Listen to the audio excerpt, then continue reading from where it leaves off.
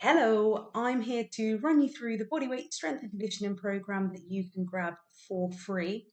So the purpose of this video is to break down the program itself and help familiarize yourself with it if you are newer to strength and conditioning or if you haven't seen the program written in this way before. And then we're briefly going to talk about why each of the exercises in the main set have been chosen with regards to your running and cycling performance. So the program itself is split into two parts. We have the warm-up and the mobility section, and then the main set. First part, the warm-up and mobility, I like to think of it as the actual primer. That's what's going to get you ready for the main set of exercises. In the warm-up and mobility, and also in the main set, we have listed the number of sets in total and also the number of repetitions. So, for example, we take crocodile breathing in the mobility exercise. We are going to perform 2 sets of this exercise, and each time we perform it, we're going to perform 5 repetitions. We're going to do 5 breaths in this case each time we see it. When we move into the main set, we can see that our repetitions are either listed as a number or as a time period. So for example, 20 seconds in the pogo jumps, 45 seconds in the spider plank compared to 8 single leg step downs. We also have an added feature of load. So for all of these exercises, BW just stands for body weight. So as it is a body weight, no equipment exercise program, although you will need a box, sturdy box or a step, the bottom step in a house, for example, for exercises 3 and 4.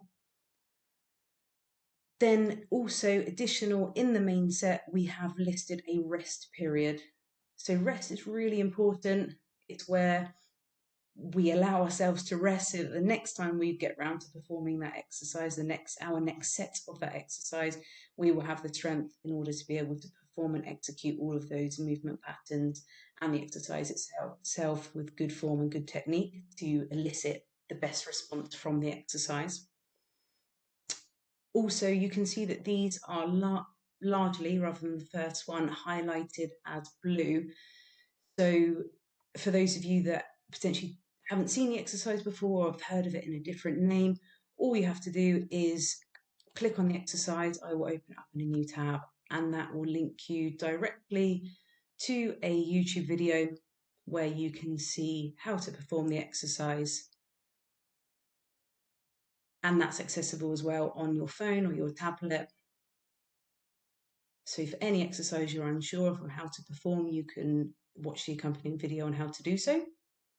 So now, really important part, why these exercises? Why have I chosen these 6 exercises for you to do to improve your running and cycling performance? So pogo jumps, our plyometric exercise, we're looking at improving our stretch shortening cycle in order to be able to develop explosive strength and to improve the force and speed of our muscle contractions. Sumo squats, a variation of the normal squat or the regular body weight squat. This variation has been chosen because of the focus and the emphasis it places on the adductors and the glutes. So really important for stabilizing the pelvis, which then will allow for the power transfer into the pedals when you're on the bike, and also for handling changes in pace when you're running, so deceleration, acceleration, and just general running efficiency and economy. Our single leg step downs is a unilateral, so single leg exercise in this program. We have 8 repetitions on each leg, and we're going to see it a total of 3 times. So this variation of the step down instead of the step up has been chosen as it places a larger emphasis on the eccentric, on the lowering phase of the exercise. And in doing so, we don't have as much assistance from the leg that we're not currently using. Single leg drop calf raises or eccentric drop calf raises. Obviously, you know, I talk about this quite a lot, how important the calves are, especially for runners, taking 6 to 7 times body weight.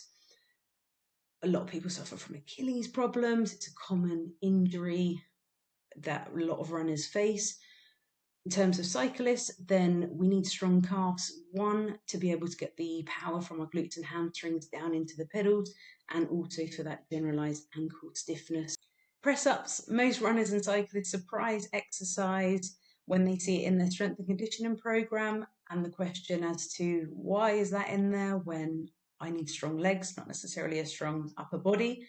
However, press ups are in there to develop core strength and stability. So that comes back to the notion of proximal stiffness for distal motion. However, we're not going to get into that in this video, but I refer to the core as not just the abdominal area, but anything between your neck, elbows, and knees. So that's going to include your back, it's going to include your chest, for example, as well as the abdominal area. Why is this important? This is important for runners, for your running economy, and also for cyclists, for your cycling economy. Runners, we don't want excessive trunk torsion. If we're rotating too much side to side, then we are just wasting energy. Similarly, on the bike, if we don't have that strength and that stability in the pelvis, in the surrounding muscles to support the pelvis, we're going to have that rocking on the motion saddle. And again, if we think we're here trying to get power into the pedals and in the saddle we're constantly doing this, then that power is just going to be flinging side to side and it's not going to be as efficient, and we're wasting energy and losing power. Not good. Last but not least, the spider plank. So a more traditional core exercise. This exercise works on coordination as well. So we're having to think more about the exercise and coordinate it. And it's again to develop that strong trunk for your endurance economy. So for your cycling economy and for your running economy. Hopefully you have found this video useful and it showed you more of an insight into the program. You now feel more confident using the program. Don't forget it's free. Just comment on this video and I will send it across to you, or message me privately or email, whatever is easiest for you to do. And equally, if you have got the program and if you've used it and then you've got some questions about it, or you'd like me to talk through the exercise a little bit more, then please do, again, get in touch and I will be happy to help. Thank you for your time.